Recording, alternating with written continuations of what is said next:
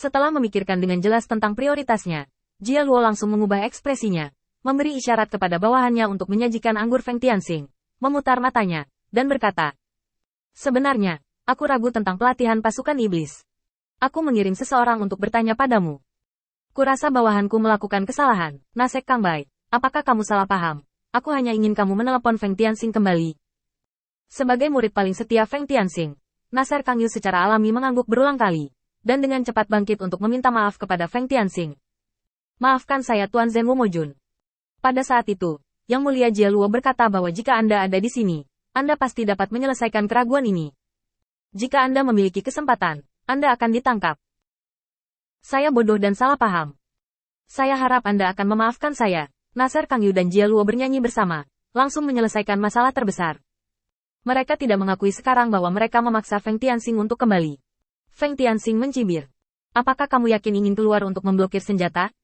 Aku bisa memberitahumu. Setengah jam sebelum aku mendapat perintah untuk kembali, bawahanku baru saja mengalahkan iblis yang hidup dalam bahaya alam, dan hasilnya bagus. Jika kamu tidak mengirim 500.000 iblis untuk mendukungnya, itu saja. Dan biarkan 500.000 setan ini memaksaku untuk kembali. Jika saya tidak mematuhi perintah untuk kembali dan dipenggal di tempat, apakah itu perintah Anda?" Ketika saya mengetahui tentang berita itu sudah menyebar. Umpan Nasir Kang pun langsung kempis. Ini adalah masalah besar. Dia benar-benar tidak tahu bagaimana menghadapi postur agresif Feng Tianxing, jadi dia menundukkan kepalanya dan bergumam. "Bukankah itu hanya sebuah tempat? Telepon saja kembali." Feng Tianxing muncul di depan Nasir Kang Bai dalam sekejap, dan cakar tajam di telapak tangannya telah menangkap lehernya. "Katakan lagi jika kau punya nyali." Kali ini, suara Feng Tianxing sangat tenang. Seolah mengacu pada hal sepele yang akan terjadi. Melihat ini, Jia Luo terbatuk. "Tianxing, datang dan duduk. Saya juga bertanggung jawab atas hilangnya strategi ini. Anda sebaiknya menceritakan situasinya. Akan lebih baik jika Anda dapat memperbaikinya. Jika Anda tidak dapat memperbaikinya, Anda harus menemukan penanggulangan. Sekarang bukan waktunya untuk berdebat tentang siapa yang benar dan siapa yang salah." Menunggu. Jia Luo masih harus memberikan wajah Feng Tianxing berpura-pura marah. Dia kembali ke meja, melirik peta, menyebarkannya dengan santai, mengangkat tangannya untuk memadatkan kembali pasir, dan peta baru bahaya alam muncul. Feng Tianxing secara akurat menancapkan bendera di depresi, dan menggunakan bendera ini untuk menggambar lusinan jalan ke arah Songyi. Kemudian dia menggambar jalan berliku di sisinya. Alasan pembentukan bahaya alam di sini adalah lokasi yang menguntungkan. Lebih penting lagi, jalan langit dan bumi di sini sangat kacau. Saya pribadi mengukur hasilnya. Jika sekitar 20 meter di atas tanah, itu akan menjadi terkikis oleh jalan. Oleh karena itu, Anda tidak dapat menyerang tempat ini dengan setan. Tubuh yang sempurna. Setidaknya sebagian besar tubuh iblis yang sempurna tidak berguna. Pada posisi bendera ini adalah penduduk asli yang awalnya ditempatkan di sini. Mereka kuat, dan bahkan ada pusat kekuatan iblis teratas yang duduk di sini. Kekuatan mereka hampir sama dengan Songyi. Aku mendengar berita bahwa Songyi akan menyerang tempat ini. Untuk memastikan aku memiliki rute serangan kedua selain kekalahan frontal, aku memutuskan untuk mengambil tempat ini bersama Songyi. Ini adalah medan perang terbaik. Medan di kedua sisi sempit, dan tentara tidak bisa menekannya. Seluruh tubuh tidak dapat digunakan. Ini adalah waktu terbaik bagi saya untuk mengandalkan elit di tangan saya untuk menutupi kekurangan nomor dan mengonsumsi lagu. Setelah selesai berbicara, Feng Tianxing mengatupkan kedua tangannya dan mencibir. "Songta dan aku menghancurkan kota hampir bersamaan. Sekarang tidak apa-apa. Aku dikirim kembali atas perintah umum, dan tempat yang begitu bagus telah diserahkan. Aku tidak peduli sekarang. Terserah kamu. Bagaimana menghadapinya? Bagaimana cara mengatasinya? Bagaimana menurut Anda, Bar?" Postur Feng Tianxing melipat tangannya dan tidak berbicara, dan tidak memberikan wajah apapun pada Jia Luo, benar-benar membuat para iblis yang hadir sedikit lebih yakin bahwa Feng Tianxing setia kepada Jia Luo.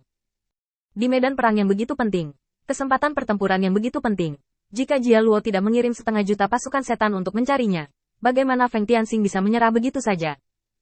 Setidaknya dengan alasan bahwa Feng Tianxing setia kepada Jia Luo, kehilangan petarung yang begitu penting, tetapi masih terkendali.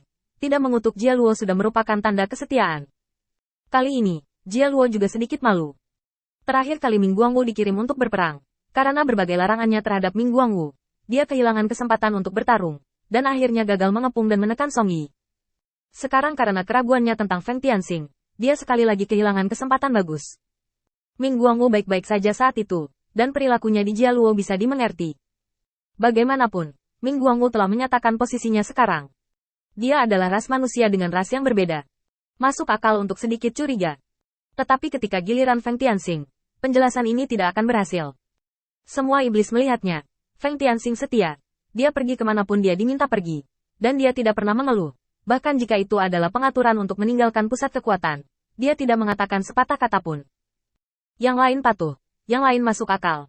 Kenapa kamu, Jia Luo, yang ingin kamu sakiti secara diam-diam? Pada saat ini, Jia Luo akhirnya memiliki keraguan tentang penilaiannya sendiri. Mungkin, yang disebut bukti yang memberatkannya bukanlah Feng Tianxing, tapi fitnah orang lain. Saya memberinya begitu banyak keuntungan untuk membelinya dari awal. Sangat normal bagi seseorang untuk menjadi serakah, mengarang bukti untuk memfitnah. Dan sejak pembicaraan panjang terakhir di rumah Laksamana Feng Tianxing benar-benar tidak melakukan apa-apa. Bisnisnya. Ada pesanan dan pesanan. Tidak peduli di mana dan tugas apa, semuanya diselesaikan sesuai pesanan. Setelah merenung lama, Jia Luo menghela nafas. Kali ini saya mendengarkan fitnah, dan saya akan memberi Anda penjelasan yang masuk akal. Tapi bagaimana menghadapi situasi saat ini di sini? Tianxing, apakah Anda punya saran bagus? Feng Tianxing memalingkan wajahnya, berpura-pura tidak mendengarnya. Jia Luo tahu bahwa masalah ini adalah masalah besar. Jika Feng Tianxing benar-benar tidak melakukan hal-hal itu, dan Feng Tianxing tidak bermaksud mengkhianati sekarang, pasti sudah terlambat untuk meminta maaf. Tapi hari ini tidak seperti dulu. Dia sudah menjadi yang paling kuat di antara iblis. Bukankah memalukan baginya untuk menundukkan kepala dan mengakui kesalahannya? Jia Luo menghela nafas, dan mengalihkan pandangannya ke iblis lainnya. Apakah kamu punya solusi yang bagus?